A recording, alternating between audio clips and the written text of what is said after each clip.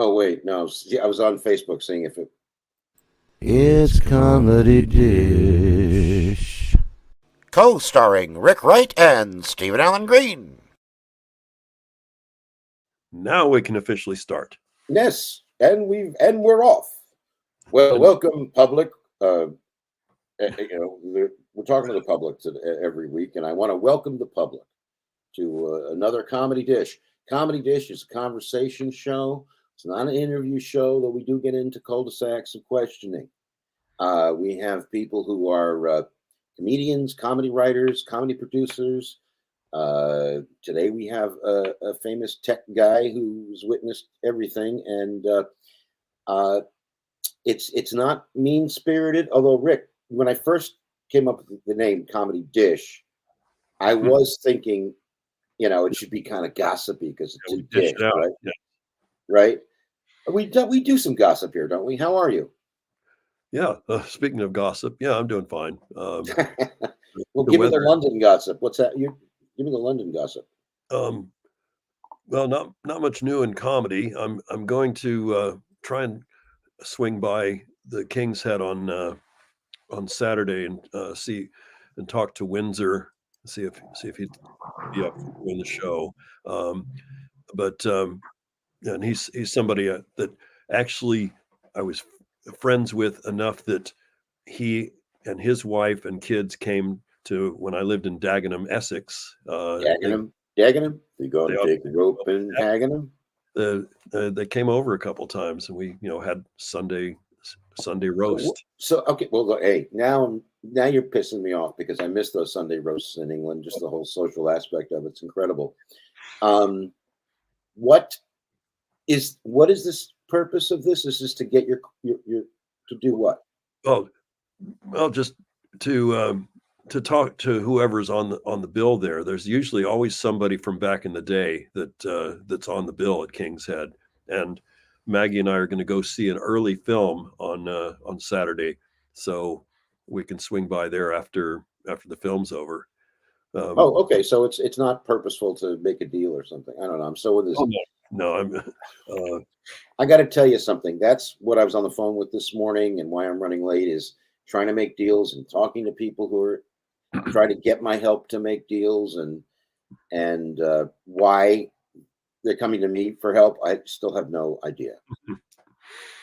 No, well, at least they're coming to you. So I tell you something. I've been talking about this lately. Kind of frustration and oft depression about stuff that I've been dealing with, and a lot of people are dealing with, depression, and and when I'm doing this show, or when I'm on a good comedy stage, meaning a professional comedy club. Yes. Man, if you knew what I've had to troll through here. Anyway, I feel like it's so weird. I feel like I've suddenly transported myself up to the top of Mount Everest. I feel free.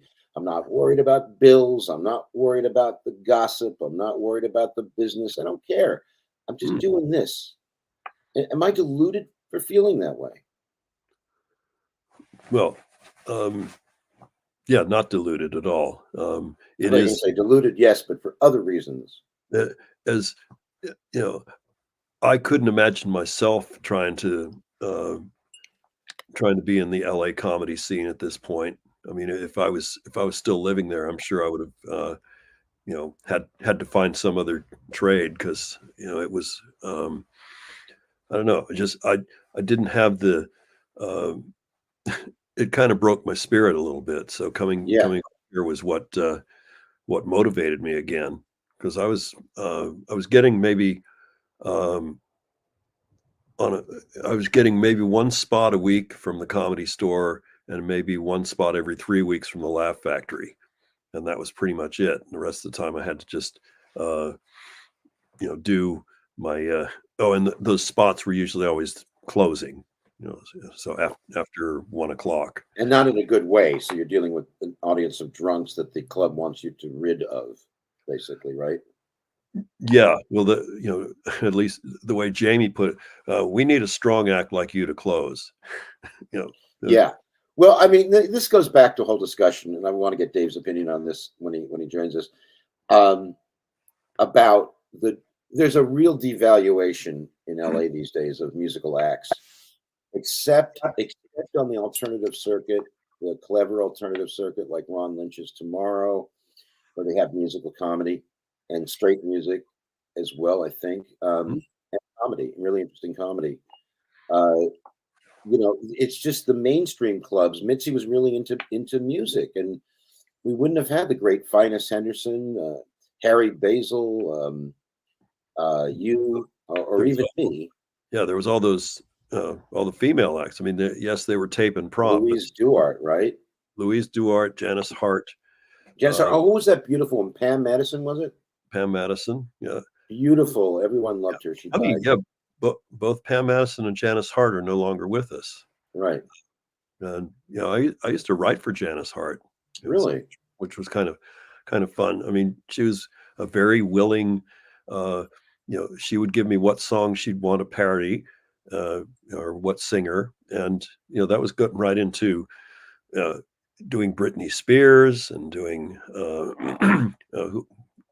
who else was Destiny's Child was famous then. She wanted to do stuff with that, and I found that I was writing these things for her, and then realizing, oh, wait a minute, I could do these same bits in England and nobody know the difference. And yeah, I had that kind of thing too, and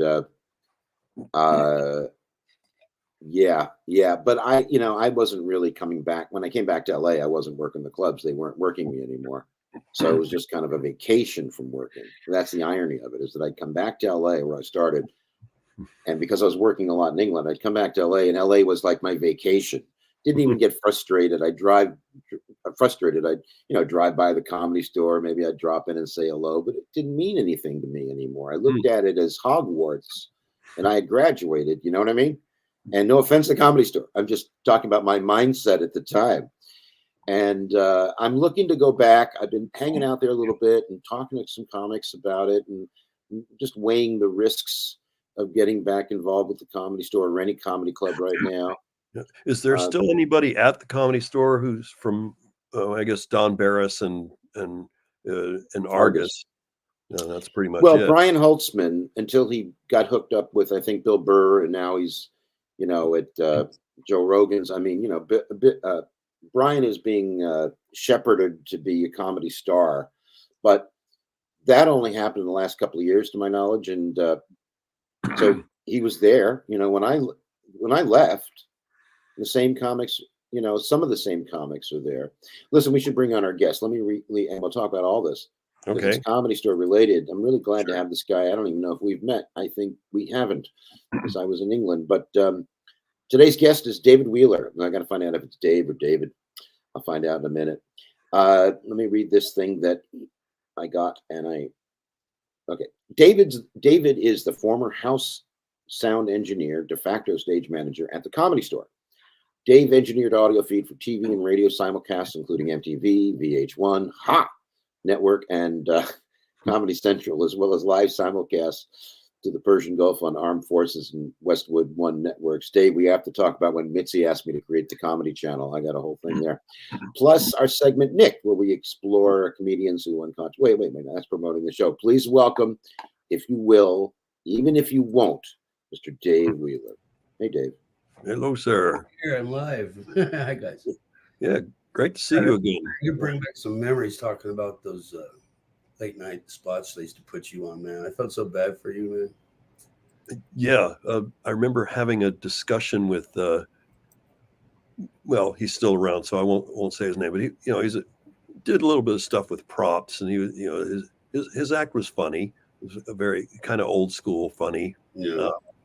But he said to me one night, "Man, I don't want to be in position that you're in," and I just, and then he described it, and he was totally wrong, but I just let him vent.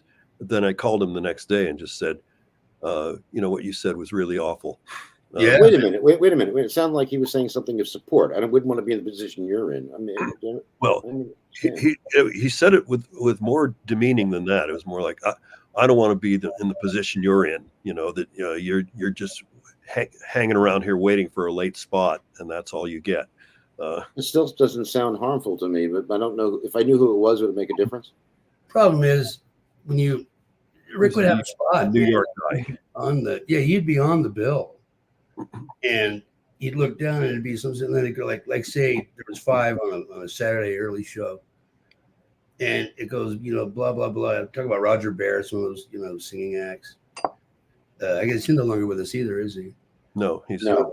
But then it'd be like Eddie Griffin, and then Rick Wright, and Rick would come like, what? I got to go on like 3 a.m. now because the guy never got off stage. Yeah, Eddie would do 2 hours. He's 2 hours. He wouldn't stop. I turned. But how does he get away with that? Where's the room? Everything. What's that? I'm sorry, Dave. I never understood how some comics get away with doing that much time. Isn't there a room manager? I mean, it just seems to be there were 2 set of rules at the Comedy Store when I was there and when Rick was there. Yeah. And one is that, you got to, Stephen, we're giving you 15 minutes and we're giving you light at, 13 and a half, and you got to wrap it up. And if you go over, Mitch is going to find out about it, and basically she won't pay you. Won't pay you? Really? Did that ever happen? She did attempt that at one time. I didn't think like away with it. He just I think the only people she penalized were like the people going up early that she didn't care much about. Well, I mean, Mitzi still fascinates me. But if even let me put it this way, Dave, and I was the MC in the OR, one of the MCs in the OR, off and on when I wasn't on the road and whatever, for 10 years. And I brought on Richard Pryor and Robin Williams and Michael Keaton and all these big comedy stars, Eddie Murphy, Rodney. I brought them on because I was told, oh, look who's in the room, bring them up. Yeah. Didn't need an intro, find out what his credits are. No, you just bring them up, right? And Robin was known for going a little long, but it was Robin. Everyone loved him, and except the comics who were afraid he was going to, steal their ideas. Richard would go up maybe for half an hour.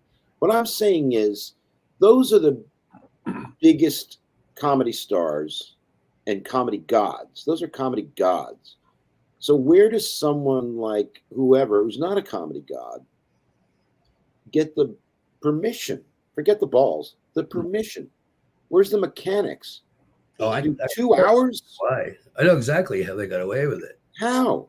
That was back in the day, and Rick can attest to this, when the guys like Martin Lawrence and Eddie Griffin and the whole Living Color, all the Wayans brothers used to come in, and Mitzi knew that they put butts in seats in that big room, and she let them do whatever they wanted because they were spending all kinds of money in there. I guarantee you that's it.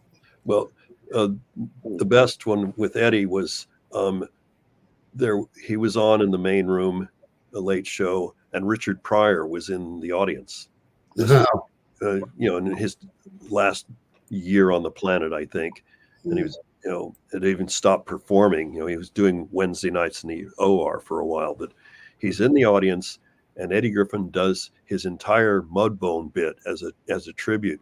But then he goes on, and that bit's probably 20 minutes in itself. Yeah. So then, but he just keeps going and going, and it's getting to be 1:30, and there's me and this other comic who didn't work there for very long, guy named Fat Doctor. Remember him? No. For me, yeah. Just total, yeah. Don't know what happened to him, but at first, Fat Doctor was willing to sit around and wait and see if Eddie was going to actually get off. And I just said, fuck it. I went home, and I actually talked to the talent coordinator the following Monday and just said, Eddie Griffin was on for 2 hours. It was getting to be 1:30. I went home, but I expect to be paid for that. Yeah. And the talent coordinator went to Mitzi, and at first she said, well, fuck them if they're not going to do their spots. Yeah, but I always marked you as being there, by the way, when you had to leave. She relented, and she did pay me for that. So that was a rare occasion. But you were there for the banner night for me when Oh, when the shots fired. that's where you almost got shot. That was crazy.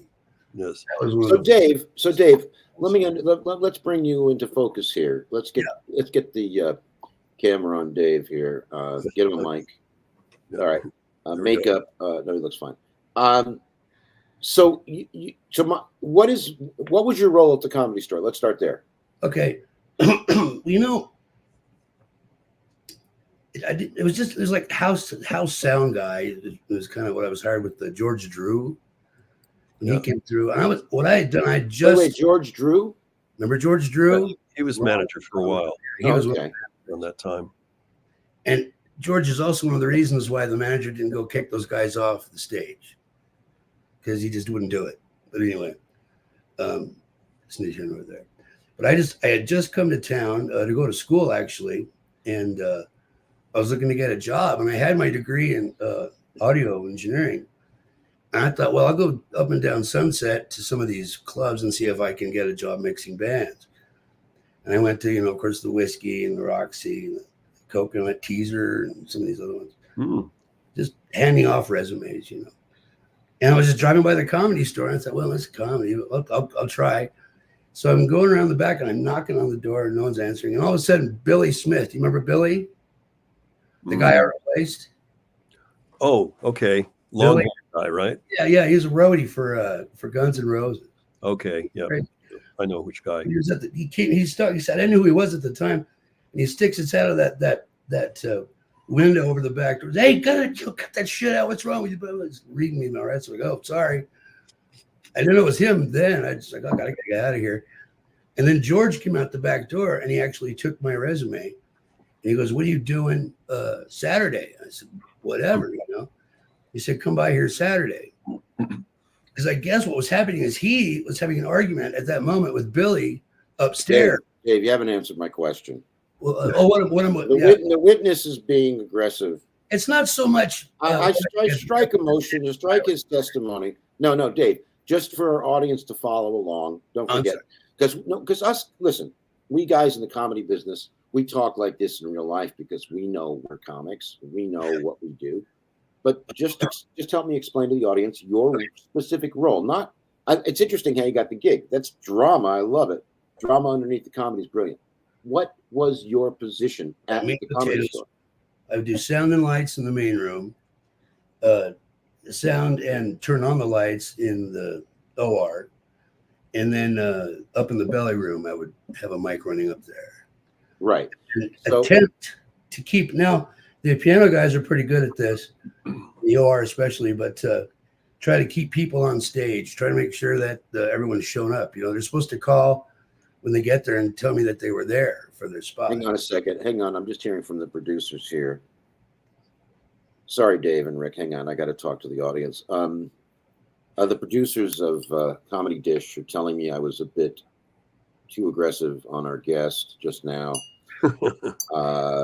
So on behalf of the station and our guest and my co-host, I sincerely apologize, and I hope to be forgiven and given a second chance. Thank you. Get back to what you were saying, Dave. Sorry, I had to. It's a contractual obligation to the producers. I appreciate it. And that's it, though. Really, just get the show going. I had to put the marquee out and stuff. A bunch of busy work. So let me ask you this: you did all that stuff, and by way of information, there was a 6-month period when I went from comic to doorman and phone guy, and I was part of that whole family for holidays, and I lived at the house, so I know the word you're talking about. Here's the question I guess I'm really not asking, but I want to ask is, it must have been a very frustrating situation for anybody, you, previous guy, the next guy, to be the person in charge of lights and sound when someone's on stage not getting the fuck off the stage and being respectful to the other comedians who devoted their evening to being there, as well as the audience. The audience saw a whole list of people that could have been, friends, fans. Anyway, so tell me how you felt being frustrated and knowing you probably didn't have the power to turn off the lights and the mic, right? Because you'd probably lose your job if you did that, right? I used to do that though. I think I used to turn it off around 2:00. I would turn the lights and the sound off. I don't mean then, although that's admirable. But I mean, like, It's asking like if somebody's going past 2:00. Yeah. No, I'm not asking that. I'm saying During the show, if someone, because I've seen comics get up and just have, they're having a miserable time in life, or they were like Jim Carrey, who famously and courageously dumped his commercial impressionist act to come up with experimental impressionistic stuff. And he would go on and he would bomb and he would do great and he'd bomb. And Mitzi let him do that for a couple of years because he was Jim Carrey and she saw his talent and he was already famous. But it is in your power, the guy with the switch, the guy who pulls the electric chair switch, it is in your power to let someone who's maybe going over a minute, who's not famous, but they're finishing up a really great bit. And you can, I mean, that's, I guess, what I'm asking you. Do you watch their act and like almost like a stage director, and is there anything you can do about that? Because as a real theater stage director, you could, make, go blackout, that kind of stuff is fun. And to the audience too, especially with improv, because they did have improv in the 80s. But anyway, so my question is still, I've forgotten. Yeah, I know. This is one of those days. What do I do? What did I do at the store, basically? Did you feel a daily dread in your stomach that you'd have to tolerate a lot of shit and watch the audience and the other comics tolerate a lot of shit, and you had the power in your hand by the switch, but you couldn't do it because you'd lose your job? Well, my first like 6 months there, I was not terrified, but I was very aware that people could get fired very easily from that place. And there are people who go there who that's basically where they get their mail. These guys are never not there. Yep. And I knew these guys well enough to where if they went on and as soon as their routine started, I knew exactly how long it was going to be. I mean, 17 minutes, a little long, but we'll let him do it because he's going to get into the blah, blah, blah at the end. I knew it inside and out. So if you remember, was it 5 or 2 minutes?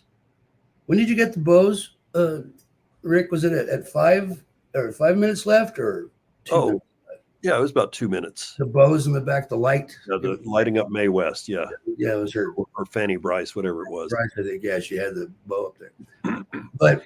And then if they don't get off, and if I don't know them, or if they're not some kind of special guest from, England, or who's that guy, the Andre Philippe Gagnon, remember that guy? Yeah, I remember him. Canadian. Very talented. Saxophone. Canadian, yeah. And so he was good, very tight show. He and his sound guy, he brought his own sound guy because of all the changes. And I just got off and said, go for it, do what you got to do. And they had like a tight 18, and they knew it, and that's what they were going to do. And there's not much I could do about it.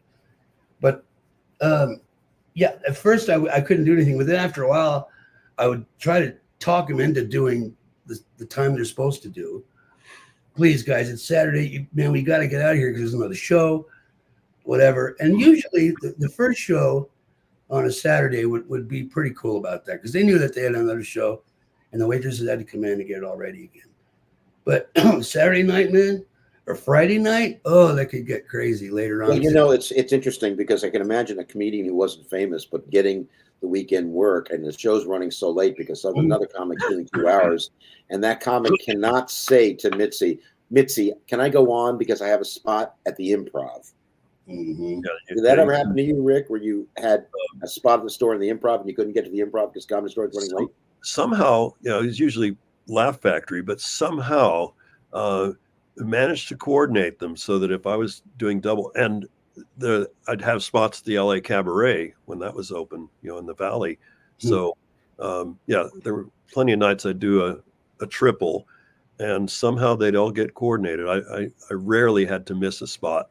Well, and I'm not going to repeat it, but my famous story of having a spot at the store on a Monday and was running 2 hours late typically, and I couldn't get to the Westwood Comedy Store, so I sped through Beverly Hills, got a ticket, got pulled over, but I pulled out my ventriloquist dummy from the trunk of the car and go, please don't give us a ticket. And the cops were cracking up. I'm a comic. I got to go work in Westwood, and they let me go. Look, this is fantastic. And when we come back, we're going to be doing our first pub quiz. But after that, I want to ask, continuing this conversation with Rick, you can change the subject, Rick. I know I've been a bit hyper. It's been kind of that kind of morning. But I want to talk about why. Do you remember Randy Gunderson? Oh boy, he was like the tech guy when I got there in '81, and I think he would sometimes get on the speaker when he was up in the main room tech booth.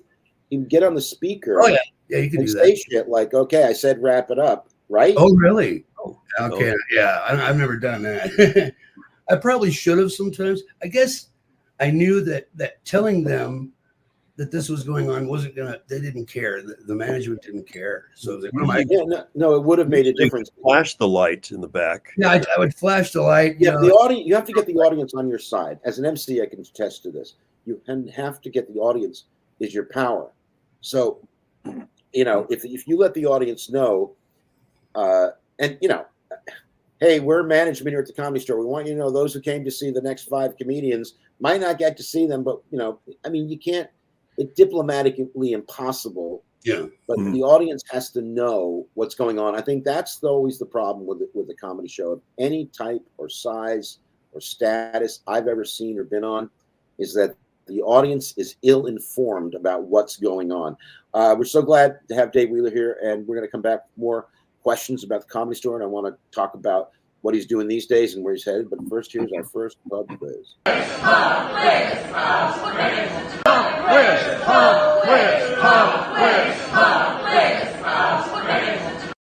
Hi, welcome to the first of 3 pub quizzes, where each quiz has 3 questions. If you think of an answer, Dave, just shout it out. Okay. It's you and me versus each other. We each get a point. Rick is our quiz master. What's the pub today? Speed thing. Okay. Yeah, it's all for glory. Today's pub is McCafferty's in Crouch End, where we went there on Saturday to watch the Six Nations rugby. Oh wow! Ireland versus England. Oh wow! God, I miss being in England. Well, I'm working on things here to come back, at least for a while. Yeah. And let's share the pub here so we can see where we're virtually coming from. There we go, McCafferty's. It looks great. Do they have a showroom, or is that off limits because of it's Crouch End? It would compete with Peter's Club. No. When we were there, it was just wall-to-wall bodies. They have about 6 screens. No, but don't they have like an upstairs or a downstairs showroom like all the pubs do? I think they do. I think that's okay, but never mind. Let's get to our first question of the pub quiz. Here we go. Okay. Well, let's start with the Old West. The Old West. Yes. Dave, I'm going to be an obnoxious man, The Old West. So, okay, what notorious outlaw was shot and killed by Sheriff Pat Garrett? Billy the Kid. Oh, right in there. Very good. Ding, ding, ding, ding, ding, ding, ding. I'm in the Old West now, man. I'm in Las Cruces, New Mexico. I'm down here, bro. Of course. Yeah. That's your part of the woods. All right. Well, our neighbors. Okay. Well, Dave will probably know this one too. Children's television. From the early 70s until 1985, the character Mr. Snuffleupagus was only seen by which Sesame Street character? Big Bird. Big Bird. Wow. Jeez. Oh, man. I asked that one last night. Most of the people guessed Elmo. How stupid are they? Even I didn't know that. Okay. 2-0, as they say here. Musicals. Okay. What musical, first performed in 1989, features a helicopter on stage? Miss Saigon. Saigon. Very good. So 2-1. Wait, I have to do the new bell. Maybe go back. Hang on. There we go. How's that? Did you hear that? Yes, there you go. Yeah. And finally for this round, we're asking 4 questions. Let's go. Okay. Slapstick comedy. What comedic device was first used in 1903, but the earliest surviving example was a 1909 Ben Turpin film called Mr. Flip, but eventually it reached its peak in the early sound movies, mostly in Three Stooges and Laurel and Hardy shorts. The slapstick. What sound did they make? What was this particular comedy device that? Sound effects? Oh, comedy device, not a physical thing. It was a physical action, yes. Okay, can we have Poking your eyes question again, Dave? Do you agree to hearing the whole question again? Yeah, I'm not exactly sure what you're asking for. Yeah. Yeah, well, it was just an element of so many comedy shorts. Yeah, we get it. So you're talking about things like double take or slapstick, or that's that kind of thing you're talking about. A specific action that was demeaning to the person that the action was being done to. Yeah, slapping the poke in the eye, kick in the groin. No, little less violent than that. What could be less violent than a kick in the groin? So it's not just slapping in the face. Oh, Barbara Freeman got it. What is it? Oh, wait. We have comments I'm not paying attention to here. Yeah. Barbara Freeman said pie. Yeah, pie in the face. Pie in the face, sure. Pie fight. Yes, that was Well Three done, Stooges. Barbara. Well, Barbara's playing now, Barbara. You got to stay in the entire game. So Barbara has a point. So what's the point spread? What's the point score now? Dave has 2, you have 1, Barbara has 1. Very good, Barbara. Continue. Thank you very much. And another message I missed was Rob Gaines said BTK same time as you, Dave. Do you understand what that means, Dave? I do. Yeah, he's cool. Old friend of mine, Rob Gaines. God bless Rob Gaines. We like Rob Gaines.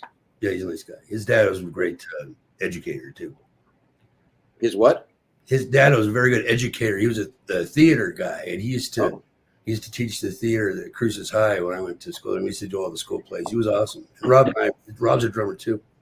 I would love to be a theater teacher or something, a writing teacher. I've taught comedy, and it's kind of. Can you teach comedy? I mean, timing, I guess. I don't know. Well, I teach writing and structure, and my whole thing with teaching is that there's all mechanics of it that you have to do, but my thing is to try to make each stand-up cinematic, so they're a hero of their own 10-minute film. The audience wants to know who they are, where they're going, what their goal is, and the audience wants to be brought on for a ride. But I'm tired of giving away my secrets for a little money. Let's get back to me. Ladies and Dave. Ladies and gentlemen, I just wanted to say this because these guys I'm doing the show with, they're just weighing me down. Okay, it's ironic. They're lightweights, and yet they're weighing me down. That's not true. I'm joking in a very bad way. No, is this how do I get the regular thing? There we go. All right, what are we talking about? We're talking about Is the quiz over? I'm sorry, what? Is the quiz over? Yeah, for this So round. we got 2 more quizzes. Yeah, no, 2 more segments, and then our segment Nick coming up next. So, what have you been doing these days, Dave Wheeler? These days, like I said, I'm down in New Mexico, and I've got a recording studio down here, Studio 603, and do bands and that type of thing. And I played drums when I first got back here. I played drums in a lot of bands around here. Oh. Not a lot of bands, but just played a lot in a few bands. I was a drummer for 8 years. Go on. Yeah. Remember the drums in the back at the Comedy Store in the room back there? Where, downstairs or behind the main room? Backstage, right by the dressing rooms and the. I do. I don't think I ever touched them though. Yeah, I used to bang on those things all the time. They said they were dices or something. Yeah, I think they were dices because I remember him playing it on stage one time. He was going to play along to Peter Gunn, but he couldn't hear the tape, so he was off beat. He was actually a pretty good drummer. That's what I hear. Yeah. I never want to get caught by the guy, but no, I'd go back there and practice all the time when I was working there. But anyway, I played a lot. I was in a band out there that did pretty good. We got some of our music placed on that first season of Road Rules. Remember the MTV thing a long time ago? Oh gosh. What are you working on these days? Work. Just that's what I've been doing. These days I'm still at the studio. I've got getting into the film businesses coming here to Las Cruces, so I'm doing audio, like posting and that wow. thing. Okay. Trying to. How'd you decide on Las Cruces? It's a good question. Say it again. How did you decide on Las Cruces? I'm from here, man. This is where I grew up. Okay.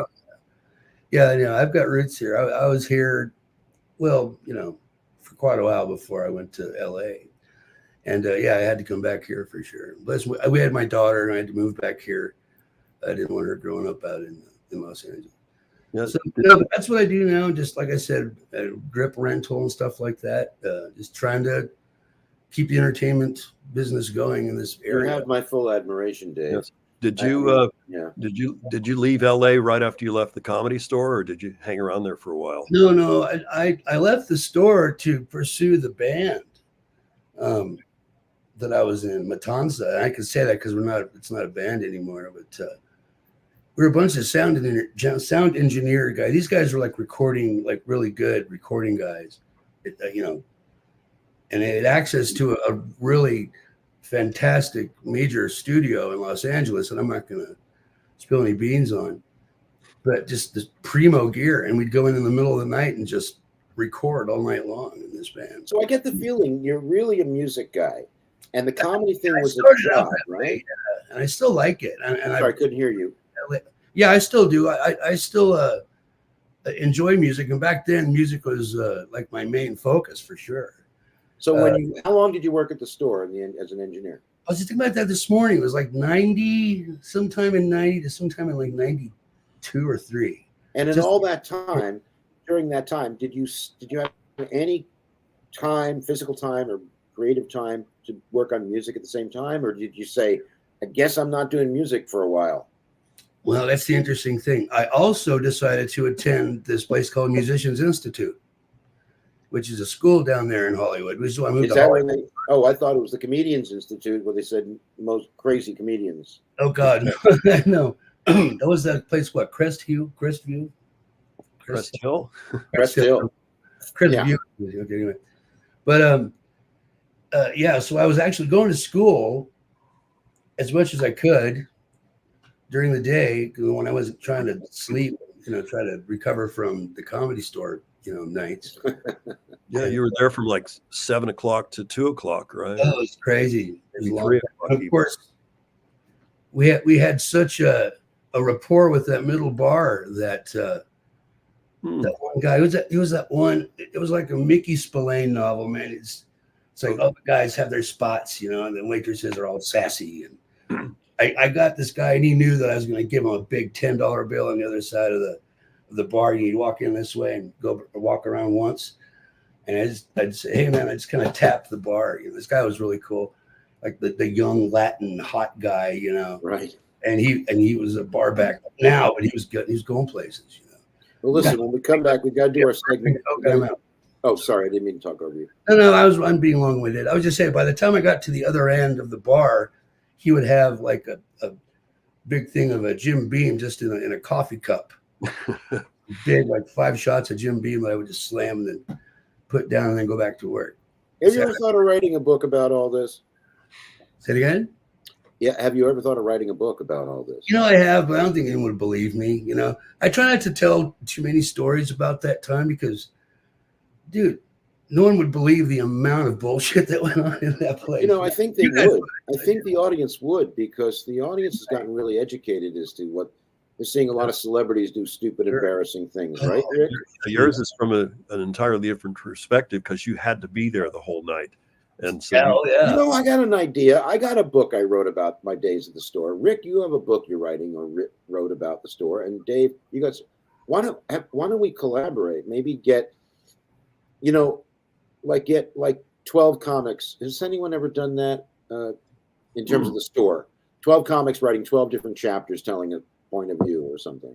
That must have been done a million times, right? Yeah, it would have to be about the store. I mean, there was that one book that was the full history of the club. I forget who wrote it, but I have a copy of it somewhere in here. Of the Comedy Store? It was a book about the Comedy Store, the entire history and the ups and downs and the. Well, here's the thing. I believe that the reason that I no longer worked at the Comedy Store, or the beginnings of it was when I got a book agent in New York. I was writing a book called Confessions of a Showbiz Junkie. I wrote it.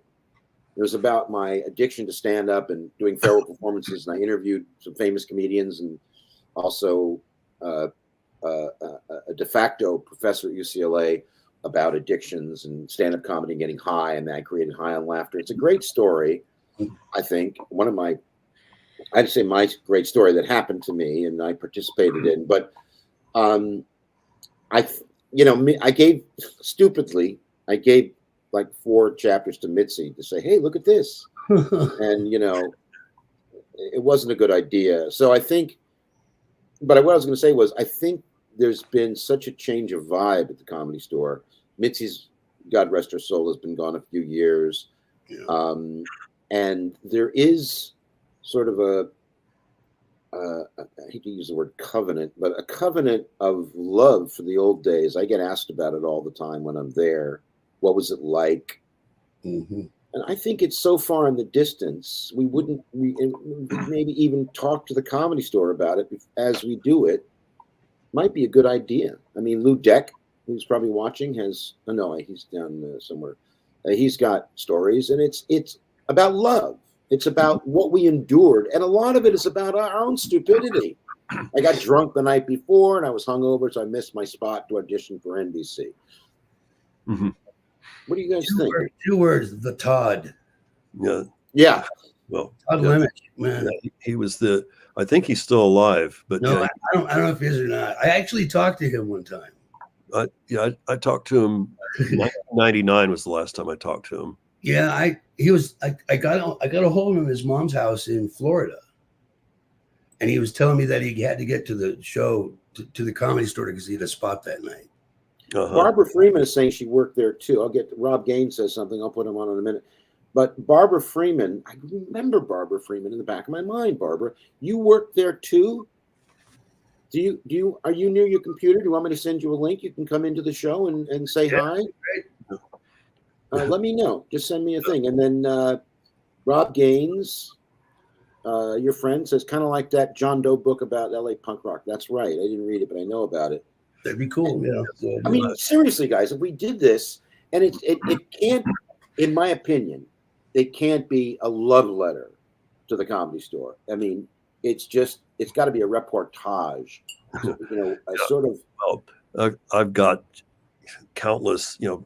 I've done all those blogs, and there's so many from so many Comedy Store stories. Of celebrities that Tupac threatening me. Because he misinterpreted what I'd said on stage. And about 3 weeks before he was shot dead. But you took it too harsh, dude. Shouldn't have done that. Yeah. I know. You'd have to kill him, Yeah, I know the feeling, but he bad rapped my act. What? That's right. Go to Vegas and pop it. Well, but speaking of violence, Dave was there when I was on stage. Shots rang out outside. People come storming back in, knocking over tables, women screaming and everything. And I just go, I'm standing there and just go, oh shit. You did the leap of all time, man. That was amazing. You were at the semicircle. And then I realized that the incident was already over. There were no more shots being fired. And so I started to take the mic and I started to say, well, what do you want to hear? How about shotgun? Or Baby's Got a Gun? I started thinking of every gun song. And I shot the sheriff. But then somehow my mic got cut off and it went over to the piano man, just total company guy, Larry Hernandez. Nice guy. But he just... Well, that's our show for tonight, ladies and gentlemen. Be sure and come back again for more fun at the Comedy Store. Yeah, wow. more hijinks. Really? Yeah, I don't know who shut that down. Someone from management said that's it. Because the front, what happened is, and what I remember this, the trying to remember, you were on stage like I said, at the top of the key there, and rumble. There's that rumble that something's wrong. There's evil approaching. Yeah, I thought it was fireworks. Yeah, no, I heard shots too. Yeah. But you left, man. You jumped up and you left behind the stage like one leap from there to get away from there. I was like, what the hell? And I saw the rush of people coming up from underneath me. I was like, oh, man. And one thing I thought about was they're going to go out that side door and think that's an exit. Except they're going to go back in and they're going to get into that mini bar back there. So I ran over there and I slammed the mini bar door shut down at the bottom of those stairs. And then people started trying to follow me up to the booth because they thought that was the way out. I'm like, no, not the way out. Get out of here. Get out of here. And it was madness for 45 seconds. It was just crazy. Yeah, it was crazy. And then, by the time I started to make those jokes about the different songs, it was pretty much over. And that's when Larry Hernandez took over. And I just thought, man, he got back to more fun, they missed it this time. So it probably could have gone on. The story I got in that whole shooting thing is that the guy who was being shot at had just left the Comedy Store. Yeah, there was rival gang or something. What's that? There was apparently rival gangs. Something like that, yeah. There was one guy who, Bobby Luddington, who's been on our show before, he claimed to have witnessed what was going on, and a guy is saying, "I'm going to kill you, motherfucker," and he's got the gun out, and he loses his balance and he falls. So the the target starts running away, and the guy just starts firing the gun. The worst thing. I lived in England as a comic for 20 years, right? I did comedy there, and the worst that could happen in England would be, somebody would corner you in an awkward, polite conversation, right? I mean, you live there now, Rick. I'm not denying that, but talking about my naive days. I mean, yes, there have been some violence, and you get some drunken yobs, as we call them, and but I never really had any confrontation except that one time in Brighton, which was a whole story into itself. But if people confront you in England, they generally do it in a polite way that embarrasses you. Well, except they sometimes there's the incident with Jim Jeffries at a Manchester Comedy Store. I mean, it made his career, but what happened there? He was on stage at Manchester Comedy Store. He's finishing up his act. In fact, we were starting to talk about that last week because we had Tim Clark on, and he was comparing that night. But some guy just got, because Jim could get political and sacrilegious at the same time, and this guy just got up on stage and with no fanfare or anything, just walked over to Jim and took a couple shots in his face, and Jim, scurried behind the curtain, and the bouncers got up there and threw the guy out of the club. But Jim actually did come back on stage and say, who punched who?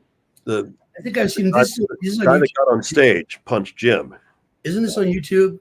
Yeah, I think I've seen that video. Yeah, that made him. People wanted to know, well, what was he talking about? And it really, that kind of. And what was he talking about?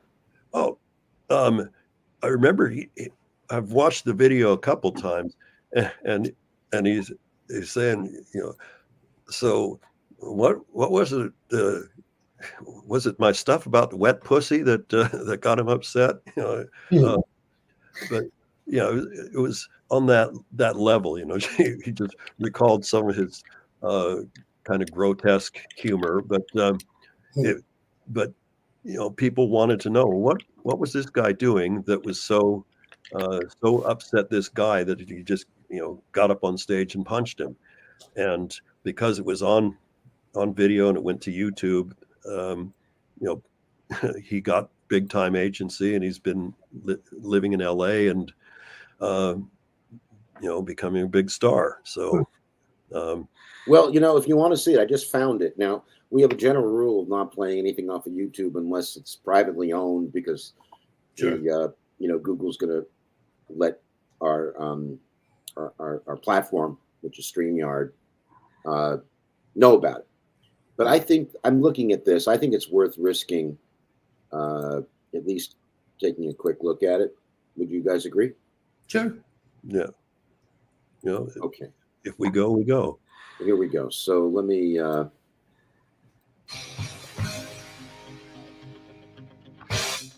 Okay, blah blah blah. Oh, wait, there it is, right there up front. Okay. Back's pushing it inwards. So when you hang on. Wow. Boom, boom. Jeez. And here they go. The drunk. Fucking hell. Those people just came off from the audience.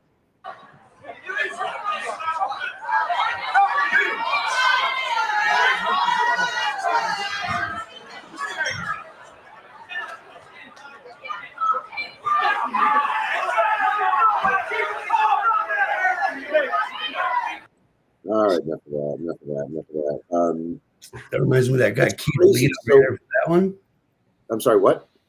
You know Keith? Was it Keith Leadham? Oh yes, we talked about that OR. recently too with somebody. Keith Leadham? What about Keith He Leadham? was a comedian. I don't know if he ever did anything. It was a doorman mostly. Yeah, and it was in the OR, and he was getting a chance to go up, and it was on Monday nights, which is the potluck comedy night, where everyone's supposed to do three minutes, and then get off and just. It's a night where Mitzi can find her next star.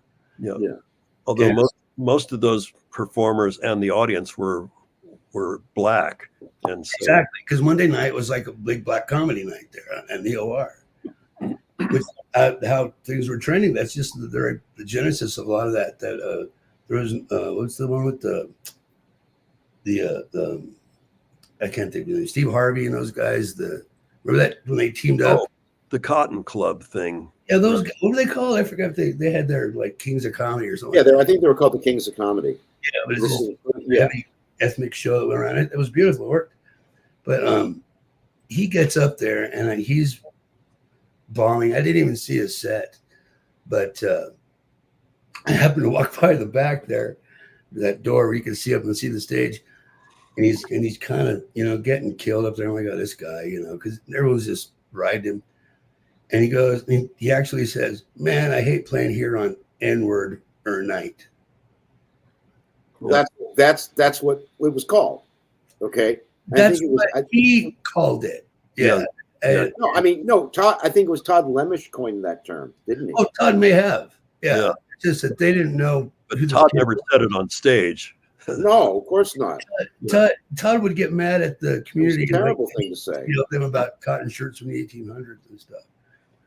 But look at That was a great line. cotton But shirt. Todd was a known joke thief, right? Todd, I don't know. Wait, man. Todd, if you're still there, I'm sorry. Hear that. Could be wrong. It could be wrong. No, I saw him do it. Yeah. Yeah, I saw him do a Lenny Clark line verbatim. Just said, I'm not gay. Well, I blew a guy one time. Yeah, I but that's so needed hack. a ride. But then he That's said, so- that Lenny became- Clark's line was, I needed a ride. Right. Yeah, I know, but everybody was doing that line back then. I didn't know it belonged to Lenny Clark. Hey, do you want to do hacked or do That you, moves right into to Nick. what, do you want to do nicked or do you want to do a pub quiz? We're running out of time. We got basically half an hour. It's up to you. Okay, yeah, let's do Nicked. All right, we're going to bring We're in Nick, and here we go.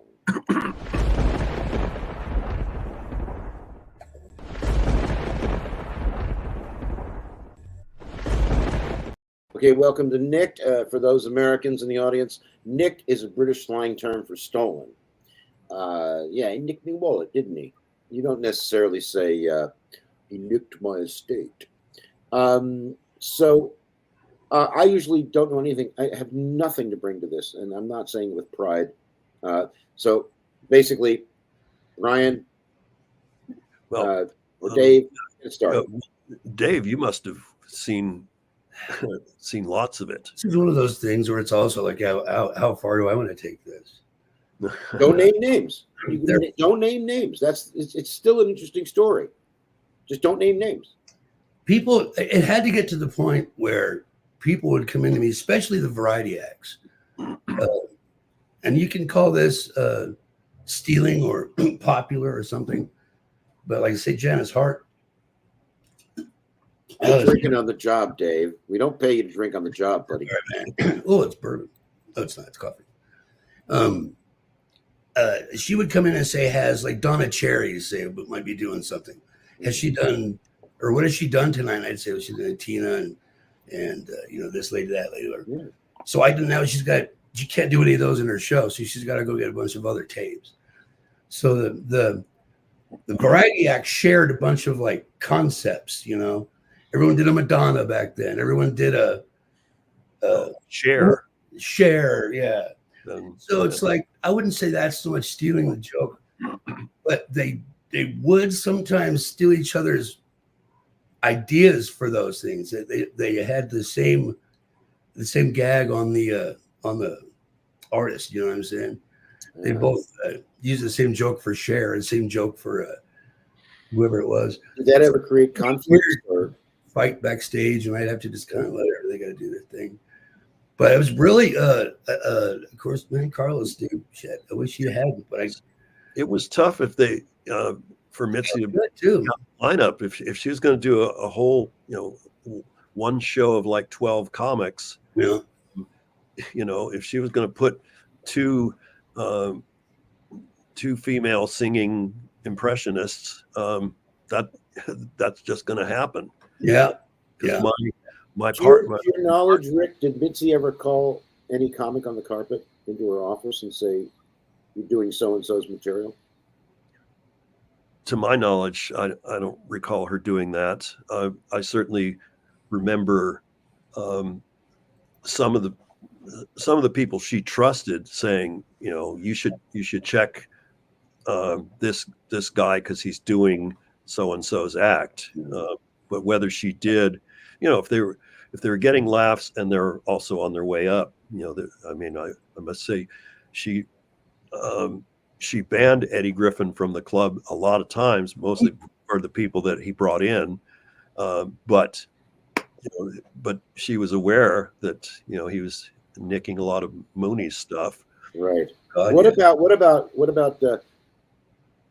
all the tension back then between the Improv and the Comedy Store, does anyone know of an incident where a Comedy Store comic was accused of borrowing material from an Improv comic?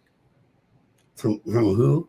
From a comic working in the Improv, mainly. Oh, That's got to be. I wasn't exactly sure which of you guys was working the Improv or not, because half of you went that way and half of you went down the street too.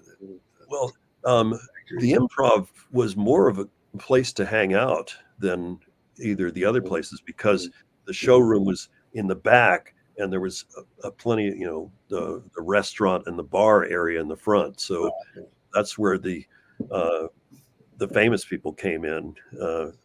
So was there ever a confrontation between a comic on stage and a comic off stage who's heckling them? That's my material. Oh yeah, I've heard that for sure. Tell us. This is what we want to hear on our segment called. Oh God, I remember. It might have been Carlos, man. It might have been him. But someone yelled, like the punchline to his joke before he did, and he got mad about it. Like, what are you talking about? Just because you've seen my show, you can't, you can't just do that. But the guy said, I wrote that. What are you talking about? Whoever it was. Oh, wow. They had this whole bickering thing. I was like, I don't know, man. Can we get back to the show, please? Because I'm looking at the watch, like, we got to go. But yeah, there was a lot of animosity. And who was it? I know it was Robin Williams, I guess, was always like this, like writing checks, wasn't he? Wouldn't he like use your line and then write you a check for it? Yeah, I didn't know the exact process. Rick would know more about that. Yeah, I mean, he was known to do that. My favorite was Alan Steven had a confrontation with some female comic that Mitzi had hired and didn't hire for very long, but just said, Alan says, that's my joke you did up there. And she goes, oh, it's an old joke. And Alan says, I know it's an old joke. I've been doing it for 12 years. Right. but he got revenge on her because part of the thing was, I think Argus recommended her this act, and he was having a fling with her at the same time. So Alan just grabbed Mitzi when this girl was on stage and said, I want you to look at what you booked. And the girl she was eating a banana very erotically on stage. And Mitzi got really mad, just, fired her on the spot. Wow. Just said, you eating a banana, that's not comedy, that's bullshit. Barbara Freeman is back. And Barbara, I sent you, check your messenger. I sent you the link to join in via Facebook. But Barbara says, I remember Joan coming into Westwood, Joan Rivers, I suppose. And later she was accused of using a line from Elaine, I guess Elaine Boozler, who was on the stage on the night in question. Interesting. Well, Joan's gone into comedy heaven, I guess. But Elaine was. I don't know. If I was God and if I was running comedy heaven and I had to hear, can we talk? What kind of clouds are these? I would. That's another one the female impressions used to do was Joan. Oh, of Do you course. remember Mitzi had an idea for that I was involved in? She wanted me to play Groucho Marx. She had an idea for the Deli in the Sky. We would do it in the belly room. She got Art Matrano to direct it. Of Dead Comics in Heaven. Oh, You got there too early. You didn't Okay, bye, Barbara. She's got to go. Sorry. Thanks for joining in, Barbara. If Art Matrano was there, he'd be doing that, da, da, da, da, da, da, da, which was very funny. If you do it right, it actually is still kind of funny, which is weird. Yeah, he was a funny guy. Those guys, Charles Fleischer, I remember used to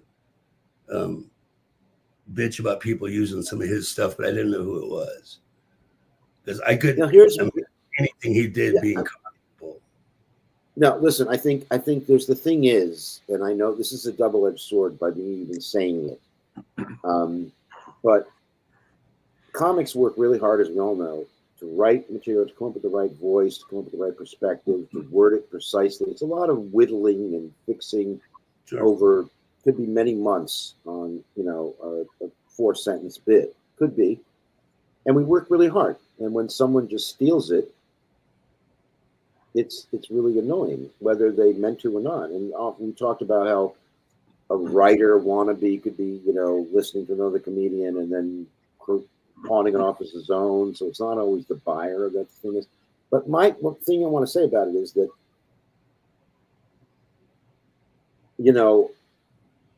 I think a comedian, one of the ways a comedian can protect himself from that kind of thing is to continually write material. Look, think of it this way. If any comic had stolen a line from Rodney, we would all know it because it would sound like Rodney, a Rodney joke. Mm-hmm. Yeah. And I've always written jokes for myself that I know. I mean, these days I have some jokes being stolen off of social media, but it's very few, and I hardly notice it anyway.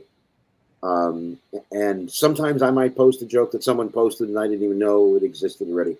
But generally, I try to keep myself free of ownership of the material to begin with, unless I'm selling it, make some money. And how would you feel about someone just telling your joke, but not for a fee? I'm sorry, what? How would you feel about someone just telling your joke like a bunch of friends? You mean like off stage? Yeah. If they referenced me, I saw Stephen. What? What if they didn't say, oh, listen, I heard Stephen do this the other night. They just did it. Well, I mean, if I knew about it, if I was in the room, I would say, I did weigh all the ramifications of me speaking up and actually think, well, take it as a compliment, then they didn't realize it was mine, or, it just depends. I mean, the thing is, there's so many different levels of this. We're talking about, at the top level is a catchphrase, right? Remember Freddie Prinze, the late dear Freddie Prinze, he's Not My Job, which I think came from the sitcom, but it was actually in a stand-up first. And so if another Latino comic was doing that, he's Not My Job, the whole village would would put that guy in a kettle, okay, and boil it. And then, I mean, the jokes that generally get stolen, I think, Brian and Dave, I'd love to hear from you both, and I'll shut up again, are topical jokes, right? Usually what's going on in the world. Yeah, it's not like a one-liner. It's like a take on, current events. Like there was so many OJ jokes there for a while. Oh yeah. Yeah. That whole thing, because that's right when this. What's your favorite OJ joke, Rick? Yeah,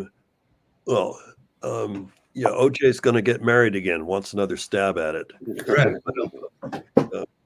I don't know who, I had songs about him too. I had,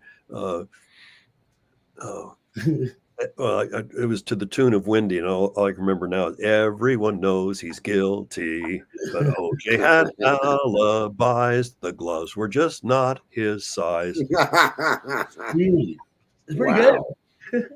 Now that's a 1960s, mid-60s hit. Oh yes, man! I used to love the one he used to do, and I could never even do it here because we don't have them. You always say, "My mama told me you got to shop at Ralph's." Too good. It's perfect. I always thought they should have taken that from you, man. Use that. Oh, yeah. Remember, that was your bit. I did a lot of things of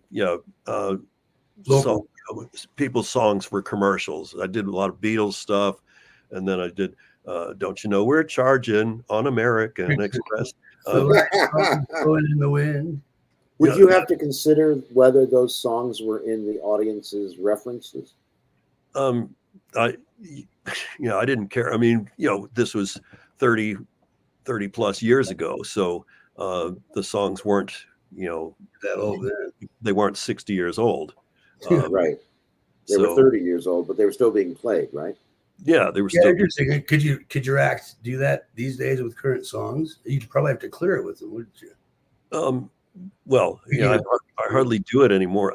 I was doing some songs about Trump, to the tune of other, like Van Halen's "Jump" was a good.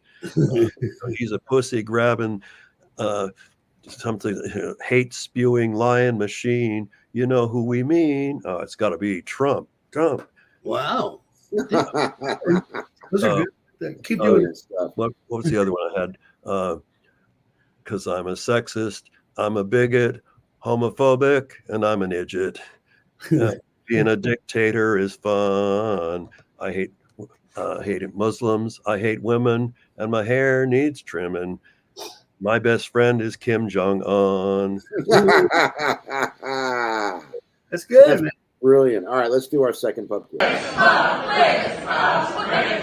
We're back. What's the score? Remind us again, please. And I think Barbara's gone. She's got 1 point. Barbara's frozen on 1 point. You have 1 point. Dave has 2. So,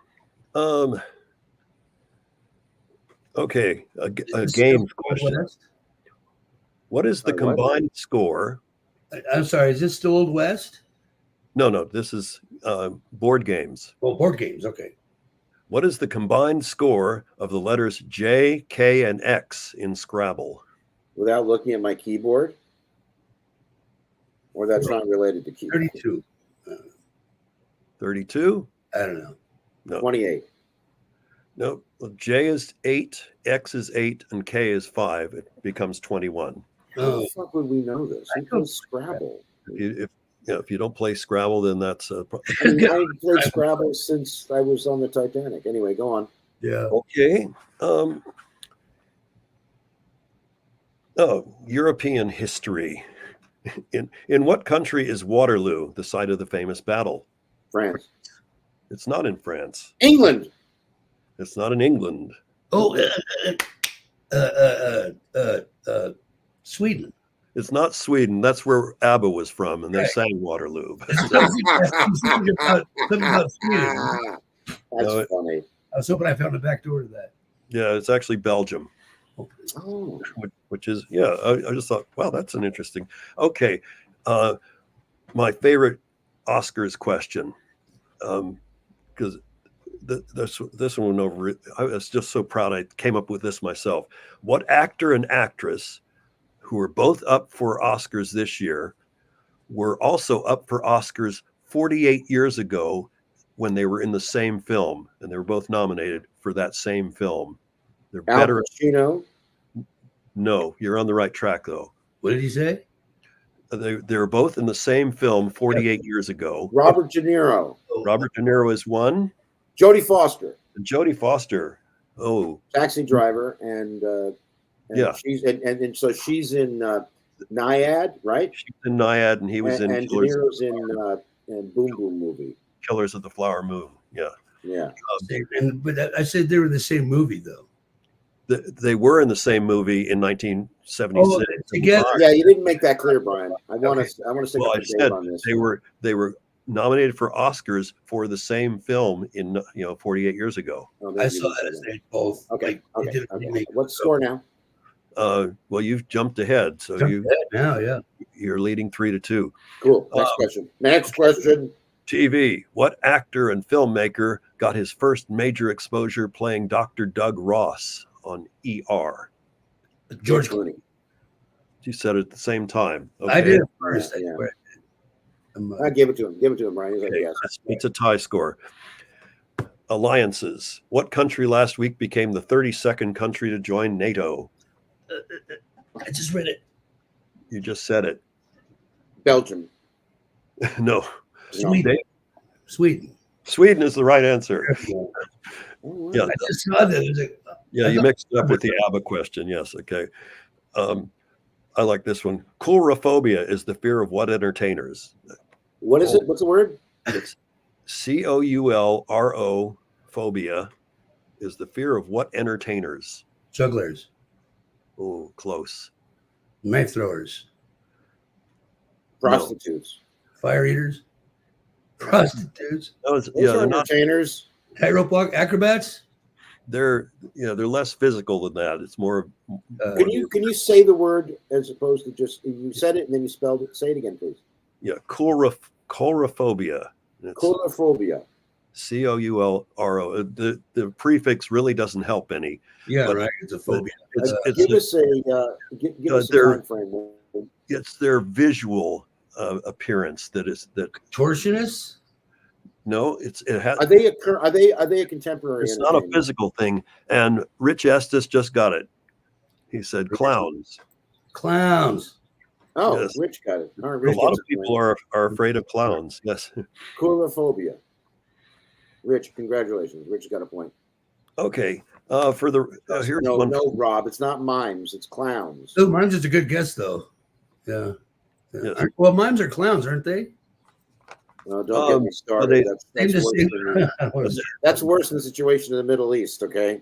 Wow. Trying to Okay. place I clowns don't- and mimes in their Yeah, own separate clown- territories. Mimes don't use too many props, whereas clowns got all the Yeah, the mimes look down on the clowns, but the mimes can't say anything about it. That's it. All right. Come on. What's the next question? God. Okay, yeah, we got to. I think we're still tied here. All right, this had to do with the Razzie Awards. What they had 10 awards that they gave out for the Razzies. Worst actress, worst so on. But what film? The slasher movie that took 5 of the 10 awards was based on what was a slasher version of what children's book? It was a slasher version of a very Cat in the famous. Hat? Further back than that, Alice in Wonderland? in between, early 20th century. Mary Poppins? No, you want to try one, Dave? Can you think of it? Little House on the Prairie. No, it was Winnie the Pooh. It was called Winnie the Pooh, Blood and Honey, and it won 5 of the 10 Razzies. I bet. For some reason, almost every team knew that one last night. One last thing, Jimmy Kimmel's line. See if you remember it.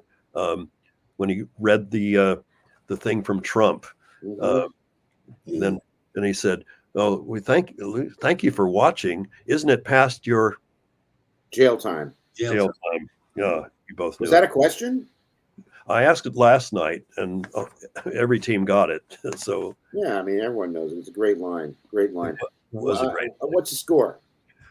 I think it's 3-3. Yeah, I think we're tied. All right, you want to do one more question? We'll get back to one review, then we'll do one more pub quiz. Yeah. We got 15 minutes left. Okay. Logos. What creature is featured on the logo of the website TripAdvisor? What creature? What bird is featured? Is in their logo? Roadrunner? Ooh, that's a good idea. Roadrunner? Nope. A dove. Bluebird? A dove. Bigger than. A pigeon. Eagle? A hawk. Buzzard? Pterodactyl? Nope. Well, it's an owl. Owl. God. Owl? Yeah. All these birds. Who? Owls are birds. Yes. Yeah, I got no problem with birds. Hey, Go ahead no with- fucking owl. Andrew Dice Clay. Here's my impression of an owl. Hey, ooh, the fucking Ooh. you are. Fucking boo already. Fuck There your was- nose. There was this. There was this dance record. Well, there was a big hit in the early '90s called "I Got the Power." I got the power. The follow-up for that group, Snap, was. Now I forget the title of the song, but at one point, they're singing the nursery rhyme of Little Miss Muffet sat on the tuffet, eating the curds away. Long came a spider, sat down beside her, said, "What's in the bowl, bitch? What's in the bowl, bitch?" This happened after Andrew Dice Clay popularized that, right? Yeah, it was after. It's like, wow, they used Dice Clay for a hip hop tune. Well, there's that one called EMF. Is that the name of the band that did that whole Yeah, Yeah, it's unbelievable. Yeah, where they dedication song to the guy? where Dice is going, oh, yeah. Yeah, he was sampled, and then Sam Kinison was sampled for a song by Anthrax. So Sam Kinison. yeah, did you catch any? Were you there for any of Sam's shows? Absolutely. I shouldn't say any of this, but we're naming names, right? So the guy whose job I took was not like the dealer for these guys, but he always had like you could get pot for these comedians. So I didn't know any of these guys, and they call up and they say, "Hey, I'm in the back. Where's Billy?" I said, "Billy's not here." And then I said, "Look, if you're looking for some pot, I got a little pot. I can let you smoke, but I can't say anything." All right. So I met almost every one of those guys who smoked out in that little hallway, behind there. And one of my favorite stories of all time is being up there. And I was just standing there, sitting on the steps. It was Carla Bove and Sam Kinison and his wife. I forgot her name. And some other person. But Sam's up there just riffing, man. And he's just being so funny. And everyone's just smoking this bowl and passing it around. And like Carl's trying to like get one over on. You probably know their dynamic better than I did, but they were always together, those guys. But I'm sitting here thinking, man, this is Sam Kinison. He's a guy, this is pretty hip guy. And definitely one of those that you remember meeting for sure. He didn't do very much there. Well, what was the incident you were telling? Funny story. Well, what he said was Carl was saying, well, we're going to go to this thing and we're going to make a lot of money on this gig. Like how much? And Sam reaches into his pocket and pulls out this roll of hundreds. You mean like that much? Is that what you're going to make on your little show? Oh, God. Like this. Oh, yeah. So I said, how much are you going to make? What are you going to do? The guy pulled out like $10,000 out of his pocket. I mean, the weird thing is, He could make that. Matt, huh? I'm sorry. Only he could make that a funny line and not be like, "Oh, fuck you, man." Yeah, absolutely. It was that was pretty good. I was with Todd when he passed, actually. Todd Limich. Todd was a big part of the Comedy Store for me, man. He was always rooting around there. Yeah, Todd was a good man. Is he still around? He's still alive, right? I hope he is. Yeah. I think the one who Jail, they called Todd to get me. the one who stayed the most in touch with him was Mark Price. Sure. I mean, I talked to him once in Florida. and that was after, because he really liked my wife Lisa. You know, they got along really well, and I remember when I talked to him, I just say, "How you doing?" "Oh, fine." You know, really abrupt answers, but you know, he recognized me. Yeah. That was good. And you know, whoever answered the phone, I said, I'm Brian from the Comedy Store. And they said, and then I hear Brian from the Comedy Store. He was also Rick, and Todd came right to the phone. But then the only thing that really registers when I said me and my wife Lisa split up, and he, you know, he was like, "Oh, that's really sad. I really liked her." You know, so I mean, he reacted. Remember Todd's sister, Amy? Say again? Amy Lemon. Yeah, Yeah. Amy Lemish was a cast. Oh, Amy Lemish, yeah. We were in her apartment.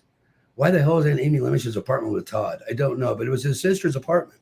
And he was always bragging on her. You know, she was the producer in Awakenings. Yeah, dude, I know. You told me this a million times. But he gets the call in the back room. He goes, "Fuck, I can't believe it." And he goes, I said, "What is what he goes, Sam Kennison's dead." And he goes, I'm the next guy. Who said that? Todd. Now I'm gonna be the next guy. That's just so long. He wasn't trying to be a dick about it. He was in his mind. He was like, this is destiny almost. He was upset, but he was just went to Toddville. I think that was one of the biggest drugs at the Comedy Store was delusion. You know, at any of these clubs today, you know, it was a lot of cocaine and a lot of money being thrown around, a lot of opportunity, a lot of sex in the hotel next door, up in the house or in the bathrooms, behind the stage, in the main room. But it was also delusion.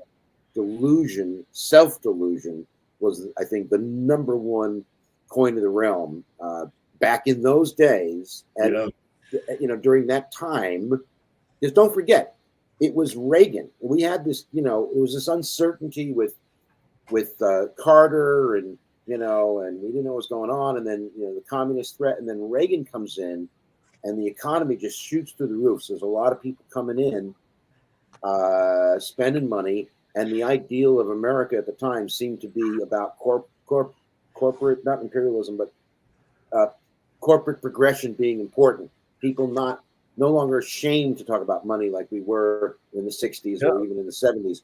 And it was about Wall Street and becoming millionaires overnight. And the place was flush with money. There was so much money. And the Comedy Store had glamour to it and still does. But it had a certain, I mean, you know, Steven Spielberg, Jack Nicholson. That was a time when there was comedy clubs in every major city over like 50,000 people, you know, full-time comedy clubs. So you could work the road, you know, I mean, and the main room was open every night of the week too. So you could make some good money just being. Before I got there, yeah. Yeah. But I think that's the last Republican administration where the economy was good. You know, because I mean, think it was like we spent all that money having a great time during Reagan's administration. Then Bush comes in and he inherits this immediate recession. After the, you know, he. Well, I mean, this is the interesting thing to me is being, you know, is being sort of an observer and a participant at the same time in the comedy scene, both in England and in America, is that what I've observed and concluded is that the comedy scene is very much affected by what's going on in the world. So if there's war, if there's political war, if there's economic strife, whatever's going on in the world, as well as what's going on in Hollywood about who's the newest star and then who's the most shameful, scandalous star. And that whatever affects everyday people, which comics are as well, if they watch the news and read the news and you know, then do their job and not live in a bubble. Right. Do you agree with me that it affects the comedy? It affects the style of comedy. It affects the content of comedy. No, I think it has to, especially if you're like Argus or something, you know, where you got that's your bread and butter. What happened that day? Absolutely, yeah. Argus is the king of that. All right, we only got a few more minutes. Let's do You know, Let's do three quick questions for the final pub quiz. I won't even do the opening. Let's go. We're still tied. Is that right? Huh? yeah, still tied. Yeah, we got less than 5 minutes. Okay. Okay. Gosh. Yeah, the rest of the ones that I have from last night are all English oriented, so that won't help us too much. Okay. So, oh gosh. Okay. Agriculture. About a quarter of the U.S.'s cheese is provided in what state? Wisconsin. Dave was first on that, Okay. just by a split second. Well done, Dave. Well done, Dave. I'm a Youper. U.S. sport. Deflategate was a scandal in what sport? Football. Oh, geez. Another tie. Okay. Okay.